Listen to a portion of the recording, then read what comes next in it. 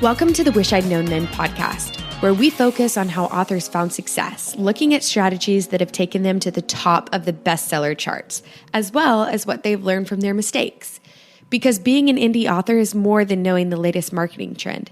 It's about being innovative and creative and learning from your mistakes. Your co-hosts, Jamie Albright and Sara Rosette, couldn't be more different. In fact, they're a study in contrasts. However, despite all of their differences, they agree that sharing what they wish they'd known, both the good and the bad, is the key to moving forward. Let's get to the show. I'm Sara Rosette. And I'm Jamie Albright. And today on the podcast, we have Damon Courtney from BookFunnel. And Yay, BookFunnel. We love Damon. Products. Yes, one of our favorite products, one of our favorite people. We just love Damon. I've known him since before I actually put a book out. I talk about it in the podcast, but I first met him at the Smarter Artist Summit in 2016. Yeah, me too. The year before I put out my first book, and he's just a great member of the indie community and so smart and hilarious. And he does great impressions. I was going to say, you want to go to karaoke with him for sure. He's just super fun. And it was a great interview. Yeah. We talk about BookFunnel and all their new, some of their new features, but just their basic features as well. Because I think a lot of people don't really know about everything BookFunnel does. Yeah. And it solves a huge problem. The problem of how to give a reader an ebook. Like if they buy it from a vendor, then that's one thing. But if you want to give somebody some free content, it's a pain to try and get it on your reading device. Yeah, to side load it. Yes. And they take care of all that. They take care of the support. Excellent customer service. Yeah. So we obviously are big fans. This is not an affiliate show or anything. No, it's not, but we both use BookFunnel and we both really like it. And they have some great features. And he talks about I use it for... Go ahead. I use multiple features on there. Yeah, me too. Yeah. So and people are doing some innovative things with BookFunnel too. Yes, they are. They're innovating for audiobooks, and he talks about that. And I'm really excited about that. But then also I've noticed lately that I've gotten a couple of, you can participate in the promos, and I've gotten a couple for print, which I thought was really interesting to do a BookFunnel promo for print, like aimed at the holidays, they're coming up. And I was like, that's pretty cool. So, absolutely. Lots covered in this. And then we also talk about mindset issues. Yes. Lots of good stuff. Yep, we do. Yep. So what's been going on with you? Well, I'm still doing admin stuff. I feel like, it's like bookkeeping, nothing super exciting. But I am working on a project where I'm going to do a podcast. It's going to be a seasonal podcast. And it just, 10 episodes in the fall and then probably 10 in the spring because I figure I can handle that. So I'm using this software called Hindenburg. Not sure why they named it after a disaster, which is what comes to mind when I think. Maybe it's to help you prevent one. It is because it's excellent. It works really well. It's for editing, right? Yeah, it's for editing the audio. But shout out to Thomas Umstattd Jr. He mentioned it on his podcast, the Novel Marketing Podcast, and he said it's so easy, you'll love it. So you can download a free trial, and I did that, and I love it. And so if you're doing a podcast, we have the wonderful Alexa edit this one for us. Yes. But if you not Amazon's Alexa, but my Alexa, the real person. Yes. She's my daughter. I was going to say she's our daughter. She's my daughter. Yeah. But if you're doing something on your own and you want to get it done and just do it quickly, it's wonderful. So I've been working on that and doing, boring stuff like bookkeeping. And I bought a new chair. I can tell. Chair. Yeah. Swiveling back and forth. Yeah. Good for you. Yeah. So that's super exciting for me. Right. Well, I'm still at my daughter's house. We still don't have a baby, but every day something else happens. So we're just getting closer and closer. But, I'm in the closet because there's a lot going on here today. And I just wanted to make sure the sound was as good as I could get it. But I wanted to just mention something. It's kind of sad news for the indie community. But T.S. Paul, he's a fantasy, sci-fi writer and paranormal writer. He passed away this past week, and we just want to say how sorry we were and send our condolences to his wife, Heather. And Scott was a great guy. I mean, he has the best, I mean, it's just the best story. It makes me want to cry because he really was at the bottom, I think, close, and got involved in the indie community, got involved with the 20 Books 50K group, or he was a founding member, I believe, of that. And anyway, indie publishing turned his life around and just gave him all these opportunities, and he was very free with his advice.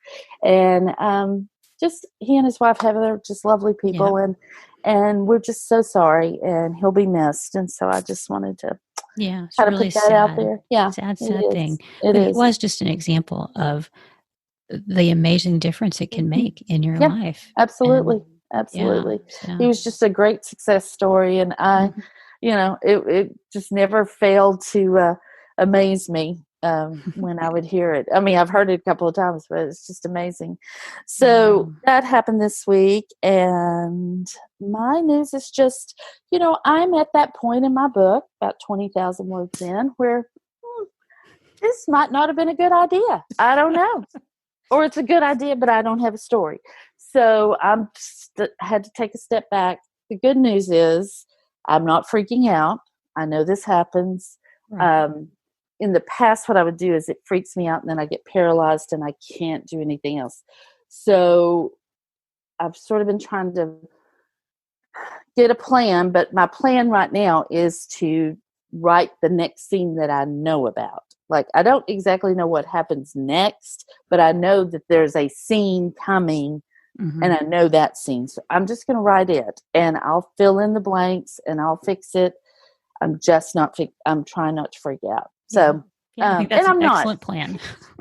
Yeah, really and truly, I'm not. I think maybe because we've got so much going on here and everything. But yeah, I'm going to this afternoon sit down and write that next scene. And I feel like if I do that enough, then I'll get where I'm going. You'll keep making progress. Yeah, I'll make it's progress, like that and quote. I'll probably be able to fill in behind. Yeah. So, yeah, kids, don't try this at home, but this is how I'm doing it. And so, but you know what? You're making progress. And I was going to say, it's like that quote about you can see, writing a book is like driving at night. You can only see as far as your headlights show, but you can make it the whole way. So sometimes, you just keep going and keep doing. And if there's anything that needs to be fixed, you can go back and fix it. Yeah.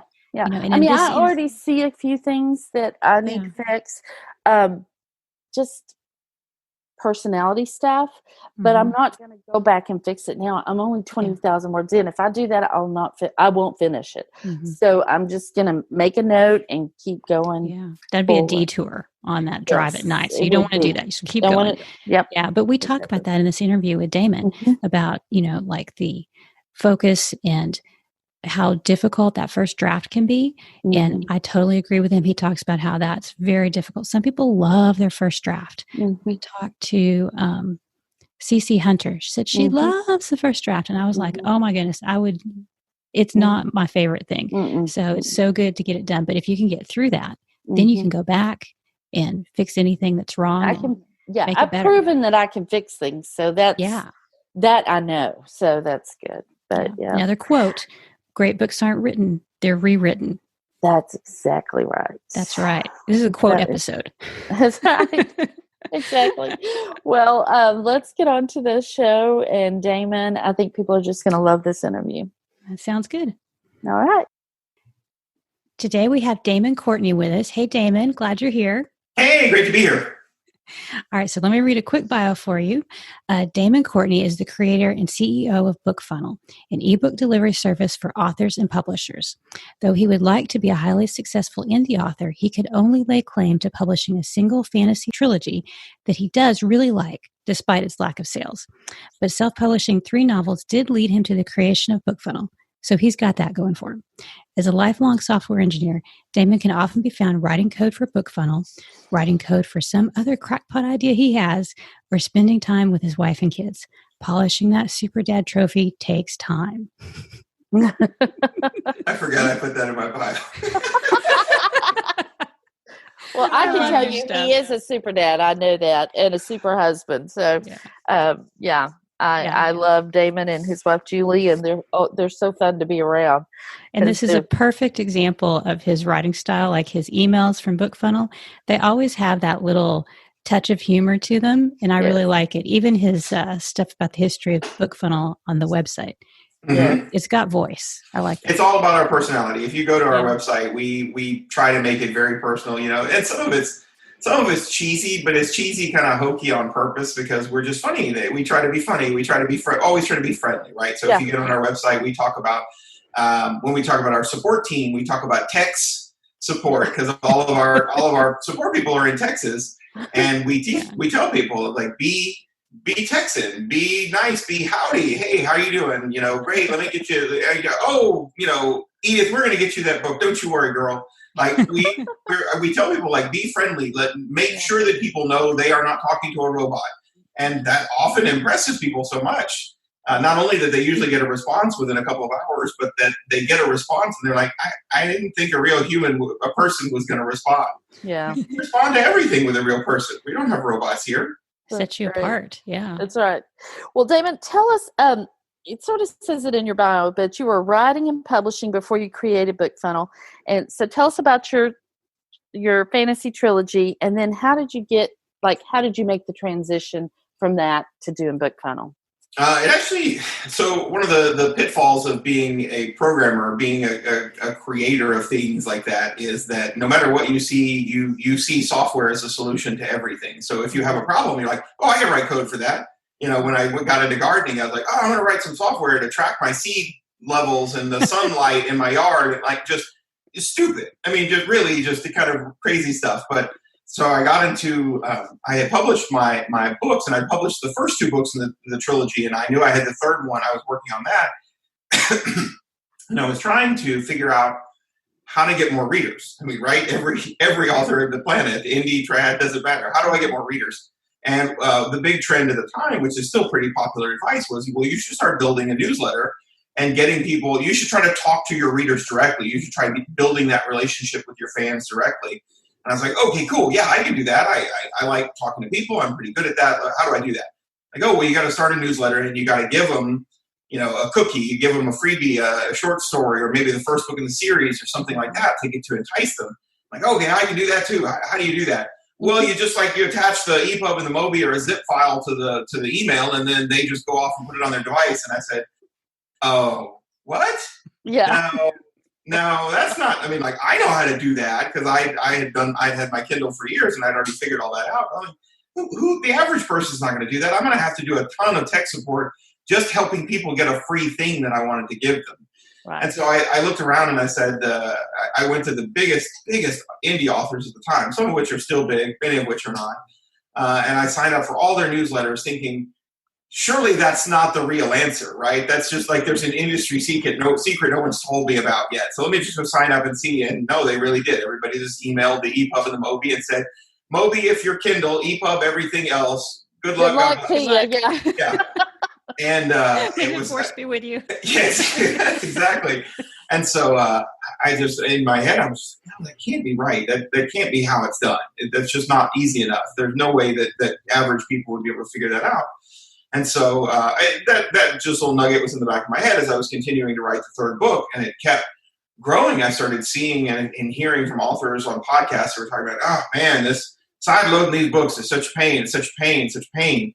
I was like, yeah, God, I'm pretty sure I could solve that problem.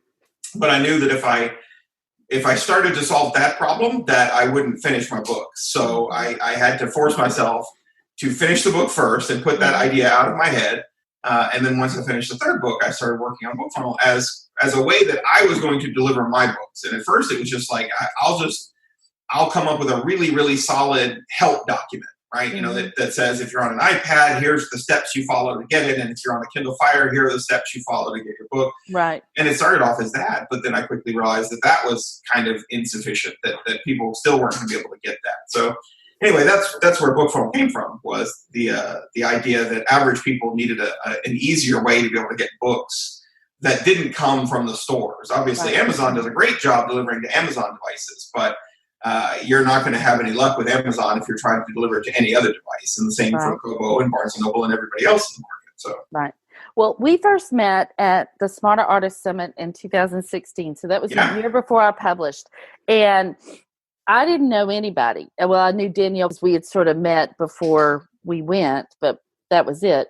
And then some people online. You were one of the people online that I had sort of talked to in the group and everything. But when we got there, people were saying, "That's Damon from BookFunnel." And I'm like, "What's BookFunnel? Who's Damon?" I mean, it was just so, but people were talking about BookFunnel in these reverent tones because it was so awesome for authors. So because of that, and I know we have listeners that are new, tell us exactly what BookFunnel does, in its basic form. Right. So I used to say that BookFunnel, or the easiest way I would describe it is BookFunnel is an ebook delivery platform, although now we do audio as well. But essentially we deliver books everywhere outside of the traditional store systems, right? Mm-hmm. So again, if you put your book up if you're selling your book on Amazon, absolutely, Amazon's going to deliver the book for you.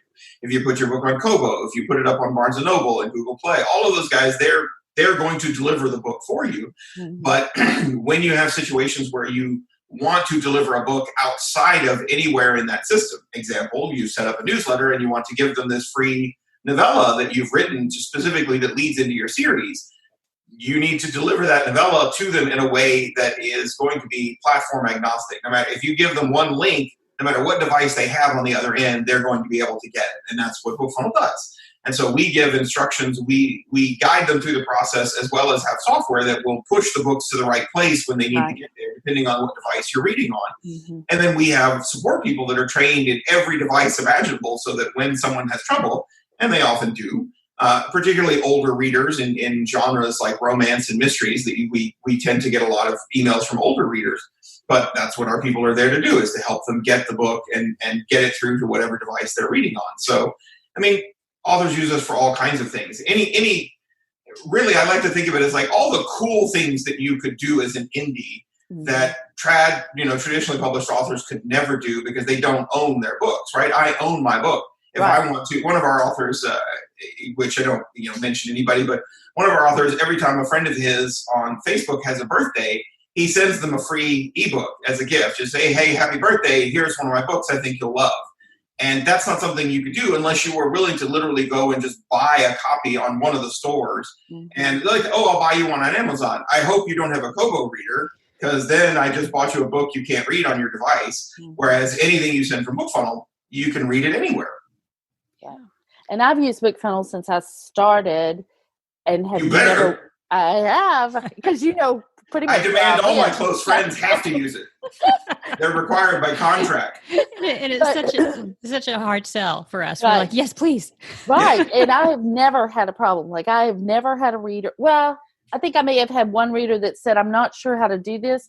I sent them the link to your support and I said, "Contact them." Yep. And they never contacted me back. So I know that they got their book. And it's amazing. It's just such a great service. And like in its original form, it was a great service. But now you've expanded it, and it's so wonderful now because there's so much for really every author. Yeah, we've expanded. I mean, so October will be our 5th year in business. So in a month. We really opened in the end of September, so we're about a week out from our original opening date. So we're here for 5 years now, and everything that we've built since that very first that initial piece was literally just a page where you could create a link and you'd send that link to people, and then people would walk through that. We'd ask them what device they were on, and we would help them get their books. Mm-hmm. That was the original, and obviously in 5 years we've come a long, long way, and everything that we've built since that day, since September 5 years ago, has all been directed by our authors. We get emails from our authors all the time saying, "Hey, it would be great if you could do this. It would be great if you could do that."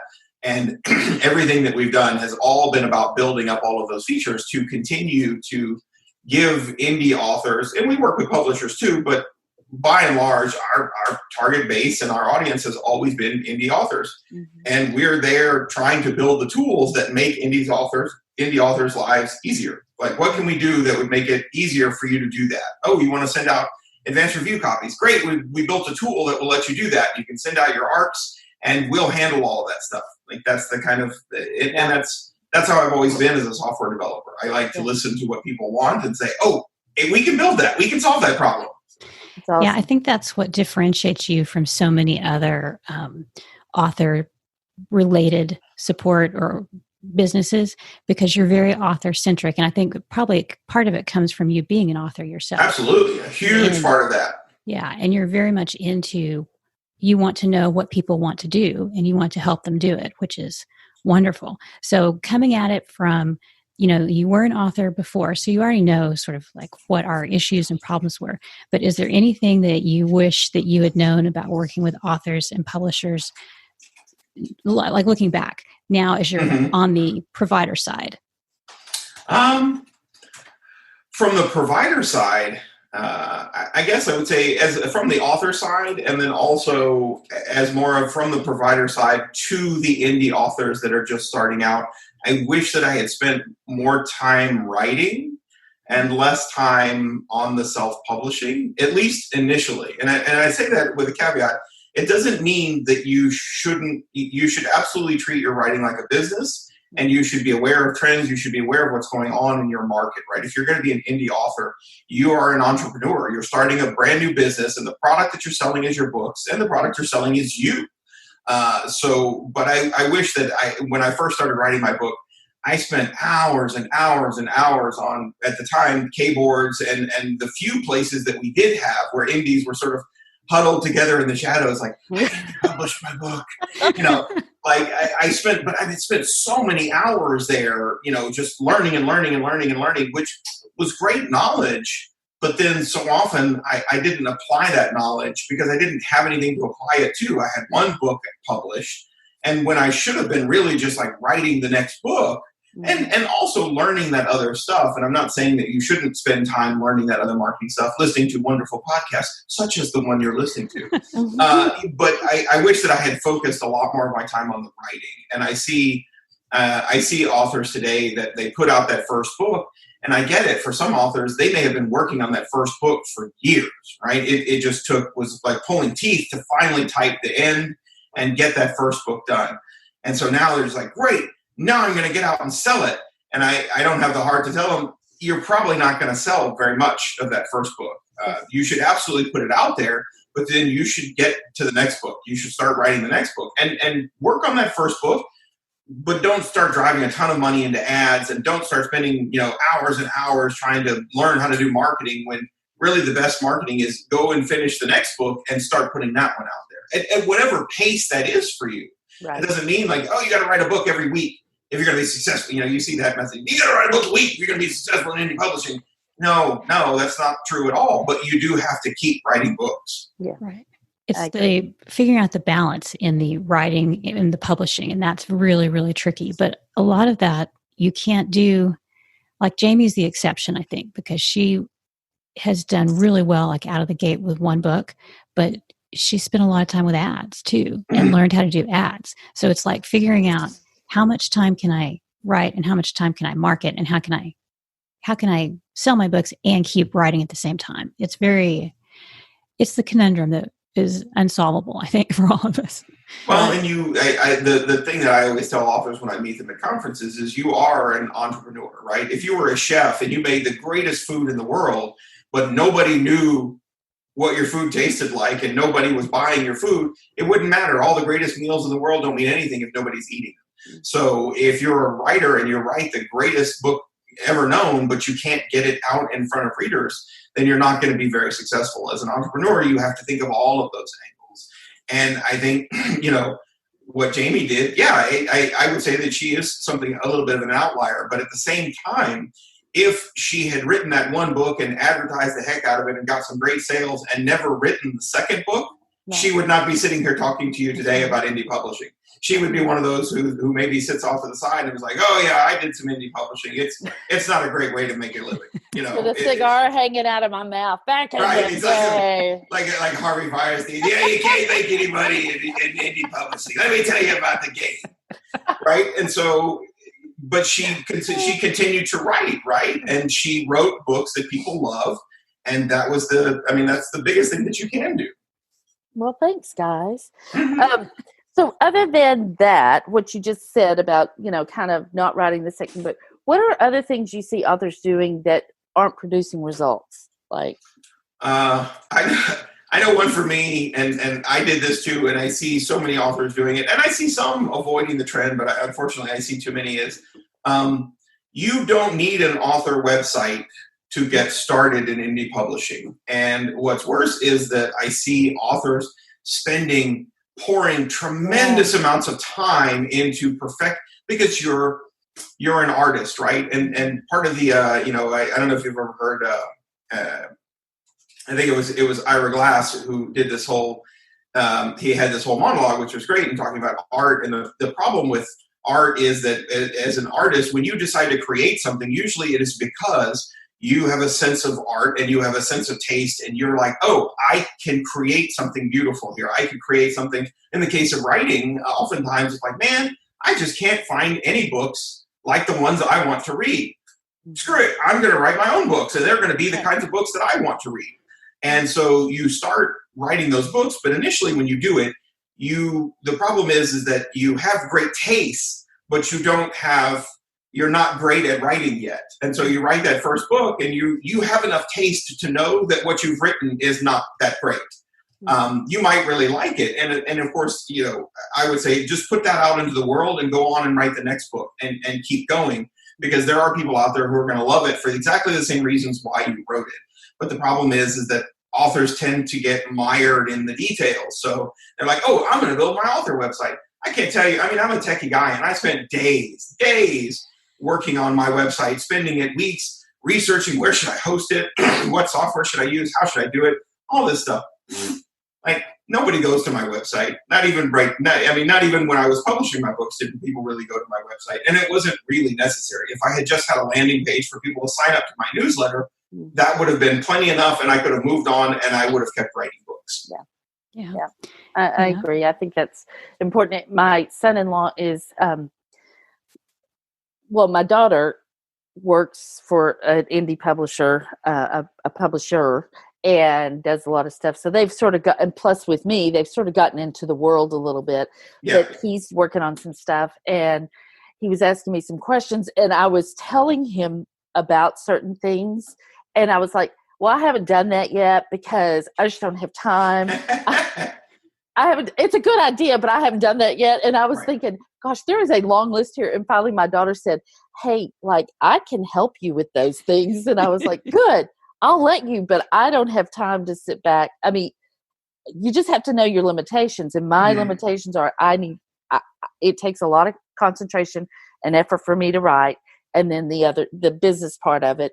And then there are these other side things that I could make money on. I just haven't done them yet because I can't devote that kind of energy to those things. And I think you're right. I think you just need to go with what works, and then you can expand out a little bit at a time if you need to. But, well, your writing should always take primacy, right? Writing the next book should always be your primary focus. And the other things, you have to decide where you're going to split your time. Right. And honestly, if it came down to, I'm going to learn how to use Facebook ads, or I'm going to build my author website, I can tell you which one I would point you at and where you should spend your time. And I mean, that's not any different than any other business in the world, right? You have a finite amount of time, and you have to decide where you're going to spend it. And it does seem like you're getting, as an indie author, it definitely feels like you're getting pulled in a million different directions, because there is so much to learn. And, if you started, my first book was published, which now it's forever ago. My first book was published in 2011. So 9 years ago.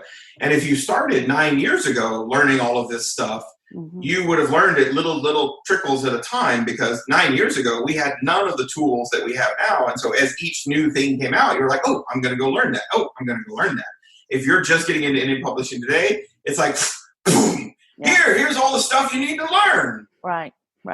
And it can be very overwhelming. And what people don't know about me is that I learned advertising as I went along. Part of that is because I am not risk averse. And so I was willing to spend I didn't have a lot, but what little I had, I was willing to spend it to see if I could figure it out. And so that I think that benefited me because I only had the one book. I also didn't have a ton of money to blow. So as I went along, I just learned as I went. And I think that's more beneficial than sometimes, in your spare time learning those things than just stopping writing to learn all these big things. So yeah. That's so we've talked about the mistakes that you have seen a little bit. So are there any commonalities in writers who have been successful over the long haul that you've seen? Because you have a wide view of the industry. Sure. I would say the biggest one is they keep producing. So if you look at the writers, I talk sometimes about being in the indie publishing gold rush back in 2010, and most of those authors are no longer publishing, either because they just quit writing or because they couldn't keep up with as the market changed, which the market is going to change a lot.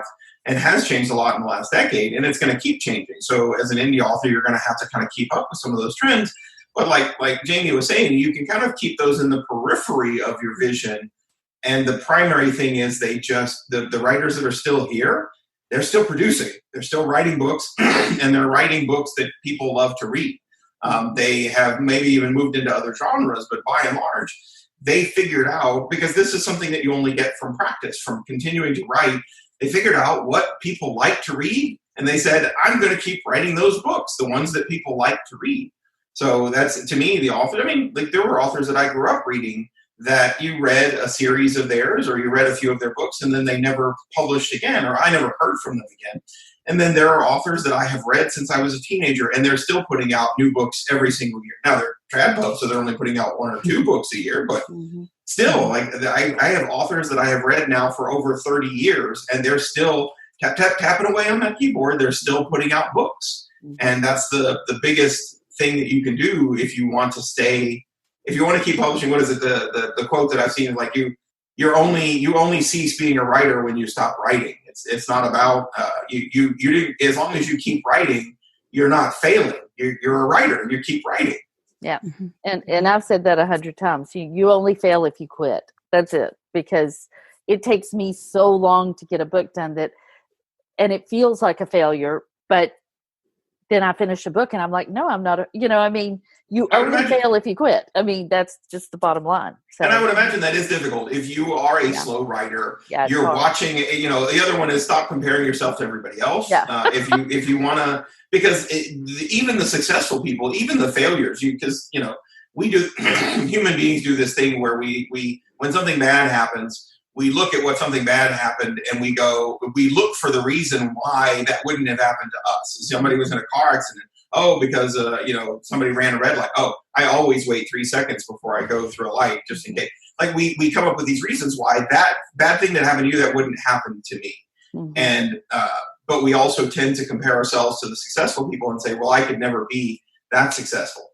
Stop doing that. Just keep writing the books. The only people you need to care about are your readers, the people that are reading your books. And as long as you're making those people happy, and you keep writing, you're not failing. No. But it's easy to look around at the people who are putting out a book a week, and you're like, oh, I'll never do that. I'm just a huge failure. No, not if your readers love your books and they're still buying them. You're not a failure at all. It's kind of like investing, like if you invest a little bit over time, eventually you'll get to the end and you will have a big amount of money. If you invest a little bit really quickly and then stop after like a year, the person who's in it for the long haul will do much better, even though it doesn't seem as significant. It's a mindset thing. And like, we have to put our blinders on and not worry about all this other stuff. It's very hard. Yeah. I don't know, Damon, you remember, but at NINC last year, I said to you, like, I'm doing great. If I could just be okay with the way I'm doing things, I would be perfectly happy. But I tend to do that comparison, but I have worked on it a lot. And I can say almost a year later that I am better. So that's good. But it is working on the mindset and giving yourself that mindset that, no, I'm doing what I love. I'm doing what I want to do. And only you get to measure your level of success. Right. If you decide, hey, I'm doing pretty well at this. This is going pretty great. stop looking around at everybody else and making yourself feel bad for it. Right. And I say that as a person who is very prone to do the same stupid thing. Well, that's why we all have trouble with it, because we all do that. We all compare up. We always look at the person who's writing an extra book or two than we are, and we always think, oh, why can't I be like that? It's not a smart thing to do anyway. We should just not compare ourselves. No. You work with a wide range of authors and genres. Do you see any trends, like what's hot right now? It's hard to say because the world's gone a bit crazy with the pandemic. The trends that if you had looked at your crystal ball a year ago and said, oh, the trend is going to be this, you'd have been wrong, so wrong. And so I would say the biggest trends from the reader side that we see. So it's hard. BookFunnel doesn't measure genres and things like that. We just kind of let authors do their own thing. And so I don't have a lot of data on that, but I will say that we answer hundreds of emails a day directly from readers, and we talk to readers a lot because they talk to us, they email us a lot, and we end up chatting with them sometimes. And I will say that in readers, the trend that I have seen going in our support is more first-time ebook readers than we've probably ever seen before. Right. And why that is, I'm sure you could say, well, a lot of the bookstores are closed. A lot of I've read several articles of the doom and gloom of the trad pub industry. They can't get books printed. Like the printers are so jammed up trying to print the backlog of books that they're not even hardly able to print the new releases. And so you go and you order and you're like, oh, sweet, I'm going to order that new book. And you're already 3 months out before you're ever going to see a copy of it in your hands. Yeah. And so I wonder, I have wondered at that because you see these trends, you're like, wow, man, there's a lot of, because they'll tell us, like, I've never read an ebook before. I don't know how to do any of this stuff. And we see messages like that all the time. We used to get probably, I don't know, one or two of those a week. And it feels like we're getting a lot more of those. And so I think that is a big part because people are stuck at home. So a lot of people are reading now that haven't read in quite some time, that now they're stuck at home and I need some kind of escape. I've binged everything on Netflix that's worth binging, and now I need some other form of entertainment. And so they're picking up books, and they're finding that, the library's checked out of all the books that they wanted. The bookstores are not open, and I can't seem to get a print book mailed to save my life. I guess I'll try this ebook thing, and I'll just read it on my smartphone. Yeah. From the author side, I would say the biggest trend that we're seeing is more and more authors dipping their toes into selling direct. So actually selling their own stuff from their own websites or selling them from Shopify, which it's technically on Shopify's website, but it's still way more direct than selling through anybody else because you're keeping all of the money. That's what I consider. When you're selling direct, you're keeping all of the money as opposed to giving a cut to a publisher or giving a cut to a seller or bookseller. We used to get, a few requests, a week or a few requests a month for things like that. Now we're just seeing lots and lots of people trying that out for the first time. To varying levels of success, right? It's one of those things. It's a very indie thing to do. Like, I'm going to sell my own books directly from my website. But a lot of that is going to depend on how much effort you put into that and how much you're driving that. Because nobody's driving, and we're talking about websites already, nobody's driving traffic to your website but you. That's right. That's right. Yeah. That's right. Yeah. So are you seeing them across all genres or just specific genres, do you think? I would say that it's hard to imagine a teenager today who hasn't probably read an ebook, unless they're just not reading books at all, which is probably the vast majority of teenagers. Right. But all of my nieces, all of my nephews, they all read ebooks. They all, they're all reading on their phones because that's what they do all day long, right? They're always on their phones. Mm-hmm. So the most of the readers that we see that are asking us, and then their first time ebook readers tend to be older. Mm-hmm. My mom for years fought me. I said, Mom, you should read on Kindle. Oh, I don't want to mess with all that. Should I go to the library? I get my books from the library. But then she would always complain because she got to the point where her eyes were too weak to be able to read. So she would go to the library and she'd check out the large print books. Mm-hmm. Well, the library only orders like one large print copy of major bestsellers. And all the other old ladies were already checking out the large print book. So she's complaining that she goes to the library, but all of the large print books are checked out. I'm like, Mom, you can just, on a Kindle, you can just change the font size. You can just make it bigger. I don't want to mess with all that. So I finally bought her one. I bought her one for Mother's Day 7 years ago. I mean, it's been a while now. And I showed her how to use it because I have to show her how to use it if she's going to use it. Otherwise, it would just gather dust. But then once she started using it, she was like, oh, wow, this is amazing. Now when she reads, she'll actually, change the brightness and the font the font size as the night wears on and her eyes get more tired. She'll just bump the font size up another point or two because her eyes are getting tired. Right. Like, you can't do that in a print book. No, you can't. And so, a lot of the older readers that we see are the first-time ebook readers. So I would say, and older readers tend to be in mysteries and thrillers and romance by a wide margin. We have, you occasionally get older readers in sci-fi fantasy, but by a wide margin, they're reading the mysteries, the thrillers, and romance books. And the people trying to sell direct, is that genre specific or is that kind of across all genres?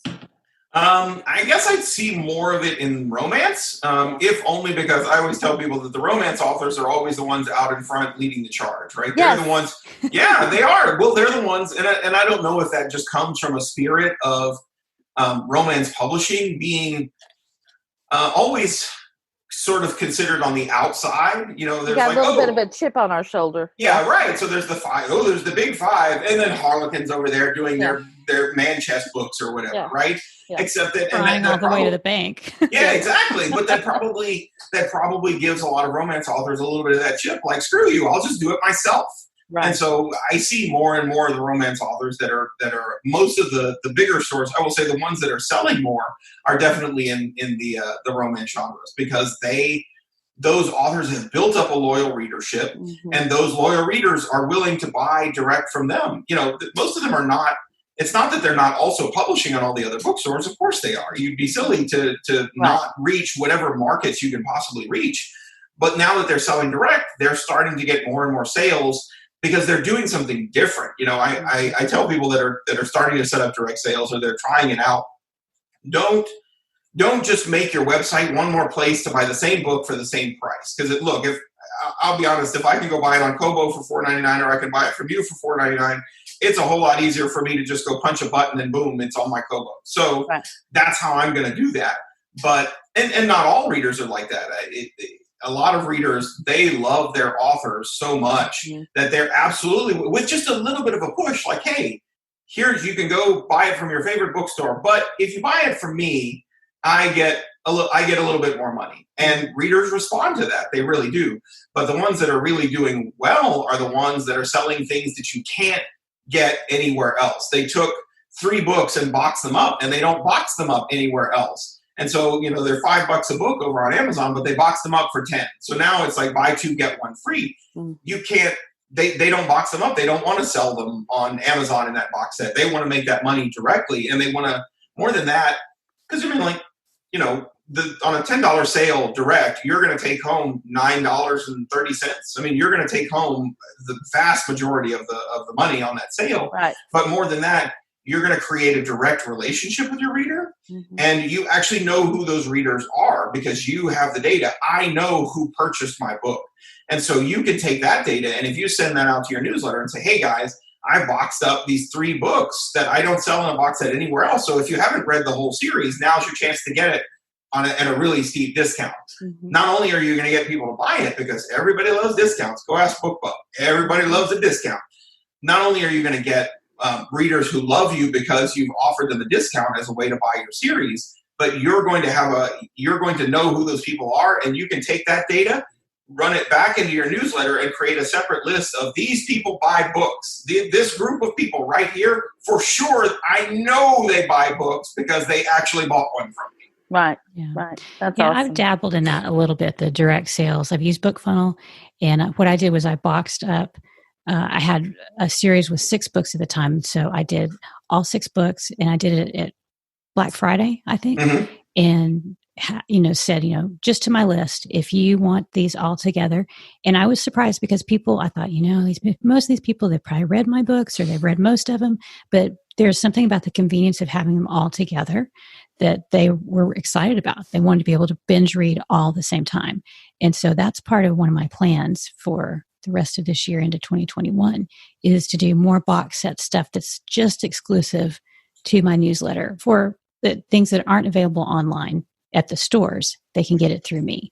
And so I think that's a really, really smart plan.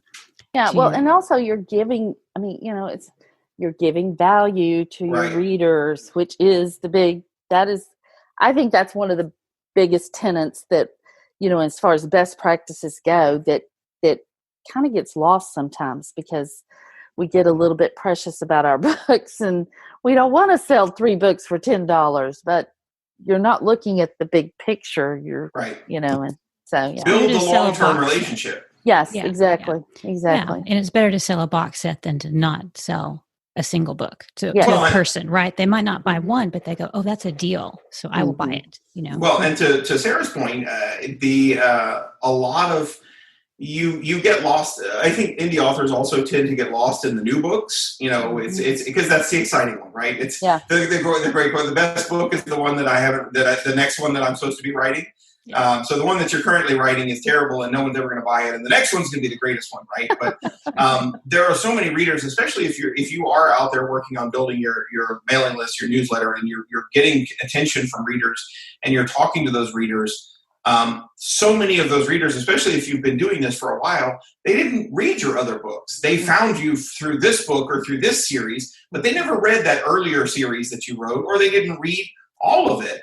And so you don't know when you're pitching that box set, like Sarah was saying, that you don't really know how many people on your list are like, wow, I had read the first book, but I got distracted. I mean, that happens all the time. I have books on my device that I still come back and go, oh, right, I was reading that series. That was good. I'm going to pick that back up again. And suddenly that box set sitting right in front of their face in their email goes, oh man, that's a sweet deal. I really did enjoy the first book. I'm going to go buy the whole series now. So you don't know I would go ahead and assume that everybody on your newsletter has not read everything you've ever written. And go with that assumption every time you send out an email. I sell books every time I send out a newsletter, and I send out a newsletter now every week. Oh, that's awesome. And I sell books, my books, every week. And so it's like, and I've been doing this for 3 years, and I sell books every week because they're just people, like you said, that haven't read all your books. They read one, and there's so many authors and so many books, and it's not that they didn't like it. They just had another book on their to be read that needed to go next. And, so. And I would say that's probably the biggest mistake that I see authors doing is that everybody's getting the advice now, and it's good advice that you should be building a newsletter if for no other reason than you have a direct connection to your reader. It's you emailing your reader and talking to them directly in whatever you want to say. And you should be yourself. I imagine Jamie's emails are awesome.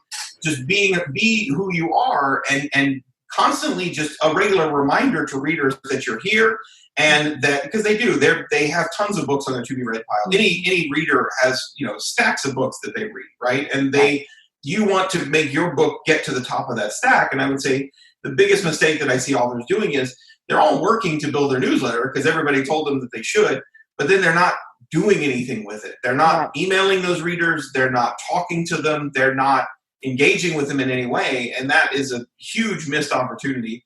And in some ways, you're never going to get that back. If you're emailing them once every 6 months, they're going to go, who is this? Unsubscribe, right? You need to be emailing them regularly if you're going to work on building that list. Yeah, I agree. Well, so we talked about this a little bit, but are there any other changes that you see in the market or indie publishing specifically, like since you've been doing this BookFunnel thing? Let's see. Since I started, I was going to say, since the beginning of this year, there's some crazy stuff going on everywhere. Let's go big picture. Yeah. Let's go big picture. But I would say that more, when I first started publishing in 2011, and even when I started BookFunnel, which is 5 years ago, right? We talk about how fast this industry changes, and truly what makes it difficult to be an indie author sometimes is that thing that was so amazing last week, it just doesn't work anymore. And sometimes it feels like it's changing from week to week. 5 years ago, nobody really was talking about audiobooks. The traditional publishers were doing it, had been doing it for decades. Back when you could buy audiobooks on tape, I've listened to those. Yeah. Audiobooks on tape, and they would give you like 30 tapes, you know. Patricia the Cornwell library with and, a little plastic bag. Yeah, exactly. Patterson. Yeah, and then CDs came along, and all of that. I mean, like that's so audiobooks have been around for a really long time, but I think that not just the internet, but smartphones and everything really had to mature to the point where anybody can listen to an audiobook now. Everybody's got a smartphone in their hand. Pick it up, punch a button, and boom, you're listening to an audiobook. And in the last 5 years, when we started BookFunnel 5 years ago, people were asking us about audiobooks, but it was really, I think once every few months, somebody would go, hey, can you do an MP3 or an audiobook? And you go, no, we don't do that. Now here, 5 years later, audio is crazy. And it's audio is now where ebooks were back in 2010, right? They're just because so many indies haven't gotten into the game yet. And admittedly, it's a lot more expensive to get into the audiobook game than it is to get to publish an ebook. You know, back when I started, a $45 copy of Scrivener was all you really had to have. You could even write it in Word, God help you, but you could make your own book cover. Like you could do everything yourself. You could really publish an ebook for $0 if you really wanted to. And while you could narrate your own audiobook, I would generally recommend against it. And so, you know, you're going to have to go pay a narrator. It's going to cost a little bit more money to get into audio. But I've seen that growing, and more readers are doing audio. We see, you know, I don't have any data on this because we haven't launched audiobooks yet. But in our support, we get readers all the time who are saying, how can I listen to this in audio? Because they got a free short story. Oftentimes, they got a short story, they got an extended epilogue, they got a prequel novella or something like that, and they want to listen to it because they consume in audio. They are audio first readers, right? Mm-hmm. And I see more and more of that. I think in part because, well, a lot of us are stuck at home, and you know, now again with the world being what it is, and I think more readers are discovering that audio is a new way to consume media that they want to consume. I know friends of mine right now, not a lot. I know audiobook sales are down for some people because there aren't as many people commuting right now. People aren't going to work every day. Yeah.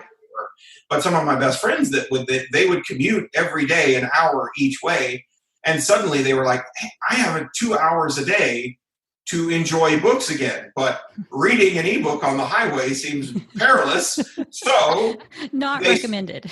Yeah, right. So they had taken, you know, we all, as we were aging up and as we had young kids, it was like, oh, I don't have time for reading anymore. You know, I would read in bed, and by the time I got to bed, I was so tired I would just fall asleep. Mm-hmm. So a lot of readers are rediscovering that love of reading through audio. And for a lot of readers, once they discover audio I can't do it. I've tried a few audiobooks and it's just not for me. I really like reading ebooks. Mm-hmm. Now, I went from ebook to paper and never looked back. I immediately was just like, oh, this was way better. This is how I'm going to read all my books from now on. But my wife is a big audio listener. And if she's an audio first reader, if it's in audio, she'll absolutely consume it in audio. And if it's not in audio, but it's a series that she's reading and they haven't with the audiobook out, she'll read the ebook. But she wants audio first. Mm-hmm. And so I think more and more readers are coming to that, as evidenced by the fact that indie publishing in particular, is starting to pay much bigger attention to the audio market. And that's what happened with ebooks 10 years ago. Nobody was paying attention until KDP came along and said, hey, you guys can just start putting your books up if you want. We need some content in here. Because traditional publishers were screwing everybody. They were like, oh, they had the Kindle, but you still were paying $25 for an ebook, you know, because that's what they wanted to charge you. Mm-hmm. And so Amazon's, you know, end run around them was, here, anybody can publish books. Y'all guys come on in and give us some books. And once indies started coming in with their, you know, Amanda Hawking and 99-cent books and things like that. I mean, the first indie book that I ever read, I discovered because it was, I think, $2.99, and I had gotten a Kindle for Christmas. And I was like, I was just shopping through the store. And it had a really good cover. I read epic fantasy, so wizards and dragons and that sort of stuff. And it had a really great cover. It had swords on it. It looked cool. And it was $2.99. I was like, $3? Yeah! Because at that point, I was paying $15 and $20 for an ebook. I didn't know it was indie published. I didn't know indie publishing was a thing, right? Yeah. I just saw a really good-looking book. The description sounded great. It was $3. man, I've been paying $20. $3 is a no-brainer. I'll pay that any day of the week. Mm-hmm. And it wasn't until I got to the end and I read the author's note, I was like, wait a minute. He just like put this book out there by himself? How do you do that? And then suddenly I started looking into it like, man, I could probably do that. I could do that. It's so true. Awesome. Well, yeah, in audio, I consume audio. I'm an audio first, pretty much. Not always. But if I read a book I really love, like actually read it, I will go then and listen to it because it's a different experience. Yeah, it's absolutely. A different way to consume the book. And so when I was offered a chance to put my books in audio, I jumped at it because I was like, this is how I like to consume books. So yeah. Audio's made a huge difference for me because it's given me, like I had my fans, my ebook and print fans, and now I have a whole new format fans of a different format that they wouldn't have found me. Like you were saying that they're audio first, and a lot of them are audio only. They really only want the audiobook. And so if I was not in audio, they wouldn't read me or listen to me. Mm-hmm. Yeah, we have a hard time with that too. It's like readers, listeners. Let's just go with readers. Let's just go with readers, and we'll just it's consuming in a different format. But you're right, and it's the thing I tell indie authors is that because if you only have a few books, if you're just starting out, don't pay attention to audio. You're not ready for that yet. Even though you will have some readers who contact you and say, well, if you were in audio, I would read you. You need to get more books done first. Mm-hmm. But once you get enough books out there and you get onto that train, you really should start looking at it because the beauty is, for me at least, writing the damn book was the hard part. Writing the book, pulling it out of me, pouring it onto the keyboard and getting the book and finishing it. It took years for me to write my trilogy and actually get it done. And a lot of authors write faster than that, but that's what it did for me. In order to put out an audiobook, you need to find a narrator and find a good one and do all that. But to me, the hard part is done. The actual writing of the book was the hard part. Now all you're really doing is taking that thing you wrote and repackaging it in a new medium. Right. And that to me is a beautiful way to make money. Hey, I have this thing, this IP that I've built, and I'm going to sell it as short stories. I'm going to sell it as paperbacks. I'm going to sell it as ebooks. I'm going to sell it as audio, and you just keep repackaging the same thing, and you will absolutely reach completely different audiences. Like Sara was saying, you have those now you have readers who are like, when you're in audio, let me know. I would love to get your books. They sound great. When you're in audio, I'll be sure to take a look. And how is BookFunnel helping to facilitate that for authors? So we last year we actually launched audio support on a very small level, and it was sort of a beta test to see how it would go. But we had a lot of authors reach out that were, first of all, BookFunnel had been open for a couple of weeks when we got our first request to, can BookFunnel do audiobooks? And we hadn't even perfected ebooks yet. So what you talking about, Willis? Yeah, no, exactly. So it took years and years, but it's always been on our list, on our long-term roadmap. Is like, yeah, sure, like audiobooks would be fantastic. We'd love to do that. But a lot of it was waiting for the market to mature and more, because my market is indie authors. So I need to see that there's enough indie authors out there producing audiobooks that's worth our effort to build the tools that make it possible. Mm-hmm. Well, that's really been about 2 years ago. So we really started looking at audio 2 years ago and like, okay, we really need to do this. They're trending in a way that indie authors are starting to get more and more into the audio game. So last year we released the ability for authors to put out short form audio. So up to 2 hours of audio, which is audio comes out about 9,000 words per finished hour. And so an 18,000 word novella or short stories and things like that. And all of that came about because our authors were contacting us and saying, hey, we really want to do this. We had a group of romance authors who had gotten together and they hired a narrator and they were putting out episodes of a romantic serial. And there is no way to do serialized audio. That none of the stores really have a way to do that. Nobody's going to drop $14.95 for an Audible credit on a 1 hour episode, right? Mm-hmm. So we said, and they're all handing out Dropbox links to MP3s, and we were like, oh, that sounds like people emailing EPUBs back in the day. So that was one, but I mean, within a couple of weeks, we had over half a dozen requests from different authors and different groups, children's authors who would narrate themselves reading their book, and that was their reader magnet to get on their newsletter. Hear the book as read by the author in their own voice. So it's not like a really like polished audio production. It's meant to be more like a bedtime story. But they were handing out Dropbox links. And so we kept looking at this and, again, looking at the trends and saying, oh, this is a problem we can solve, right? We can't do full-blown audiobooks yet because that's a much bigger beast to tackle. But I think we can do this smaller piece and start learning what it is going to take to do audio. So we did that last year, and we have thousands of pieces of audio content now, authors that do samples of their audiobooks. Because when you, just like with anything else, BookFunnel, you have control over what you're doing. So if you can take and I can make a 2-hour sample, you can't. Audible gives you like 5 minutes. Yeah. You go sample your audiobook and you can't even get through the credits before they get the samples over. So, but you can put out your own sample and start letting people have it. And then, of course, you can finish the rest of it over here and buy the audiobooks from your favorite audio store, right? So we started that 2 years ago. I started that last year, and then this year, we've really been working on building out all the tools to deliver full audiobooks. And that's coming very, very soon. It's actually all of the pieces are in place, and we're starting beta testing with authors this week. So that's so exciting. That is exciting news. That's great. Really neat. Yeah. It's been a big push. It was almost like building a second BookFunnel. Yeah. A lot of the infrastructure that we had built for ebooks does not translate over to audiobooks. An ebook is, 900 kilobytes, 1.2 megabytes. Audiobooks can be 600 megabytes, right? So it's just the what was required to build all that stuff out was almost like building an entirely second company. But here we are, and we've got it ready to go. And so we're starting on beta testing, this week or the next. That's so cool. Yeah. So can you talk to us real quick about the promos on BookFunnel too? Like just so our listeners know that what's available there?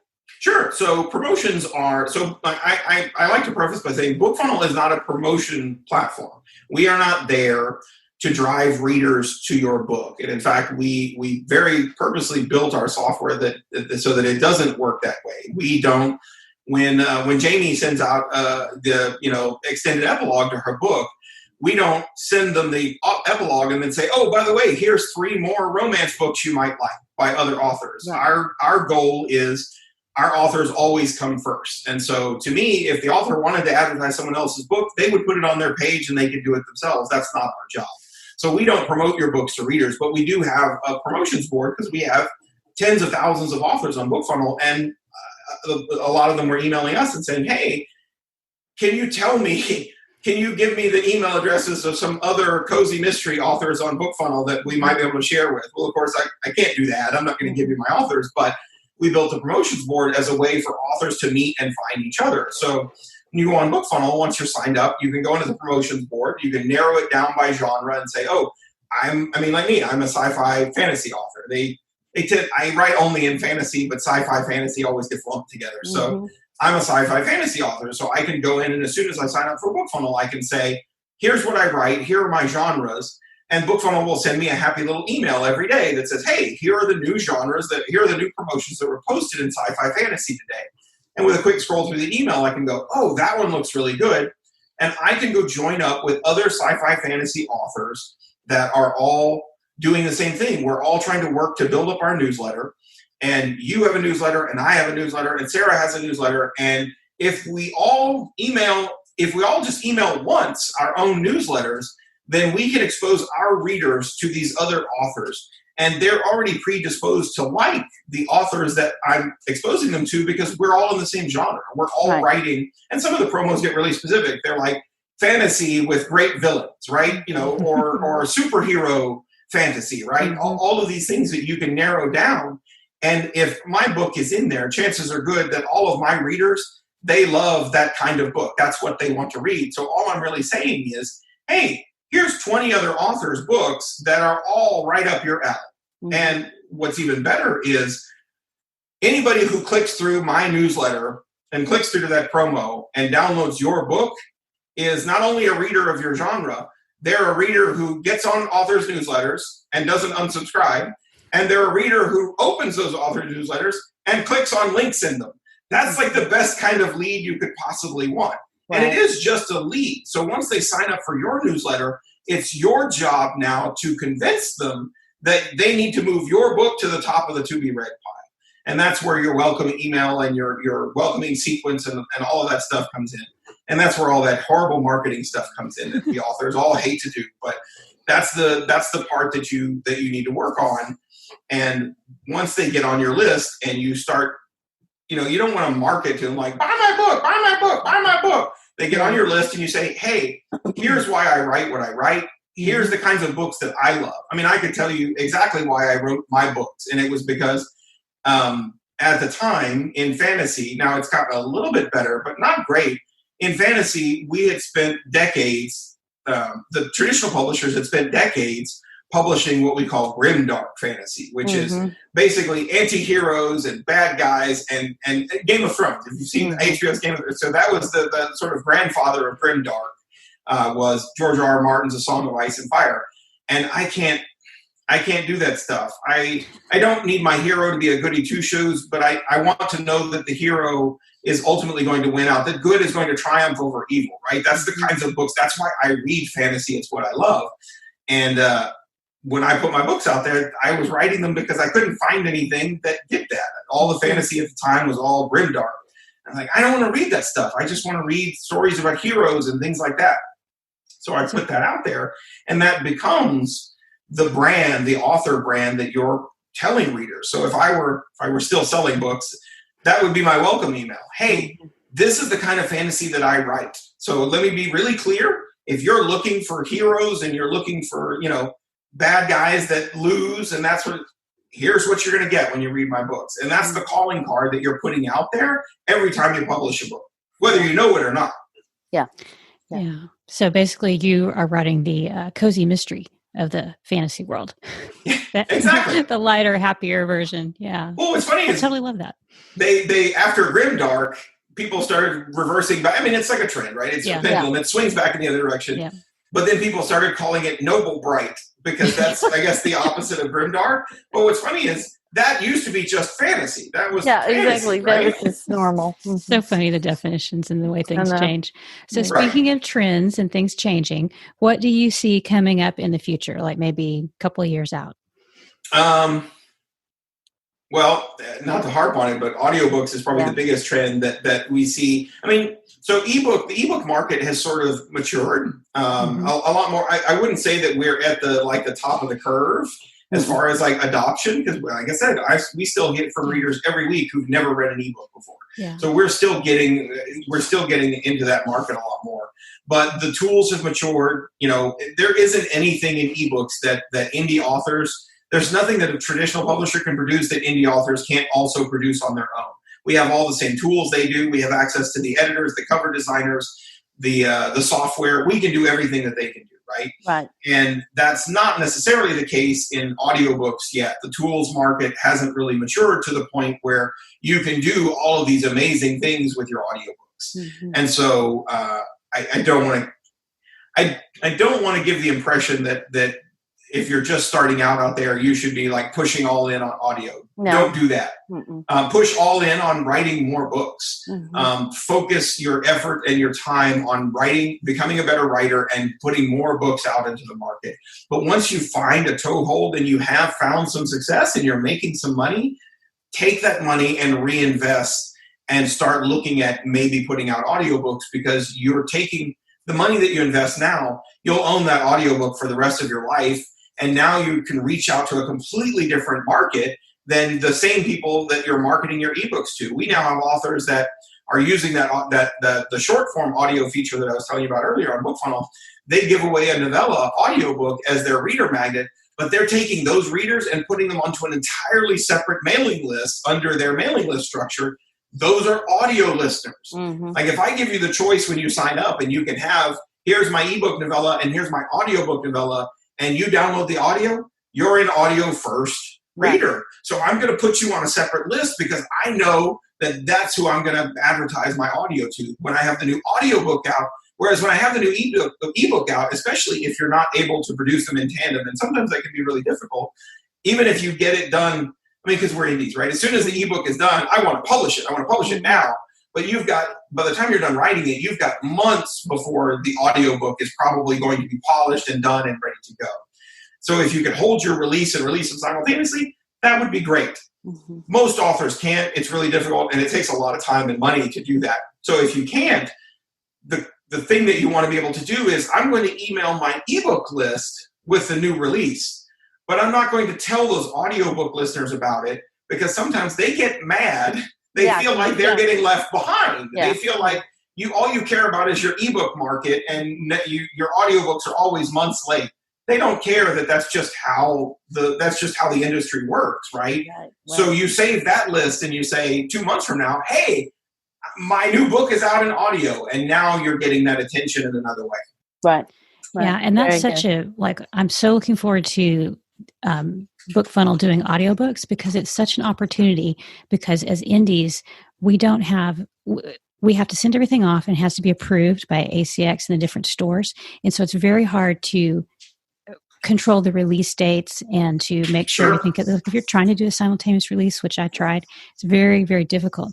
But if you have your audio ready and it's caught up in some, queue somewhere at ACX, you could tell your people, you could say, hey, I don't know when it'll be available on Audible or these other stores, but you can get it from me right now if you want it. And some people won't do it. Some people will wait because they want to use, their credits and what they paid for. But other people will just want the book. And so it's a huge opportunity to get people to start buying from you and kind of experience that. I think it's super exciting. Mm-hmm. Yeah. Well, and it's like you said, your whole goal should always be making readers happy. So if you already, and I get it, most indie authors, I would tell you, if I have the audiobook ready to go right now, I'm ready to go right now. Like if it's done, I'm ready to go. And it does. It has to go through QA. All the different audio purveyors will make you wait in a queue to go through and QA the audiobook and do all that stuff. BookFunnel's not in the QA business. I assume that you're indies and you know your stuff, right?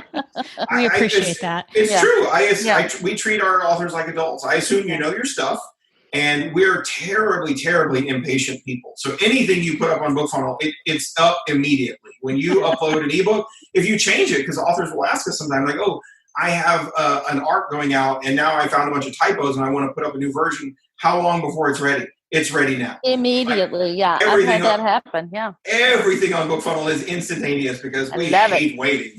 Yeah, we love it. Yep, that's true. Well, thank you for being here, Damon. This has been so great, and I know our listeners have gotten a lot out of it. Tell us how we can find out more about BookFunnel. BookFunnel.com. We try not to make it complicated.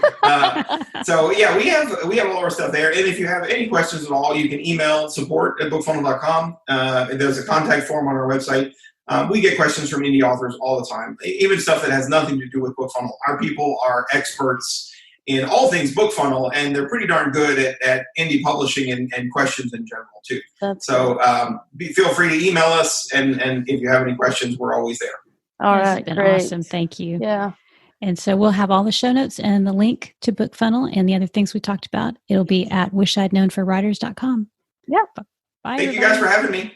Thanks for being here. Bye. Thanks for listening to the Wish I'd Known Then podcast. We hope this episode inspired you, empowered you, and made you laugh a little bit too. If you loved it, tell your friends about it. And if you feel so inclined, leave us a review. We look forward to being with you again next week.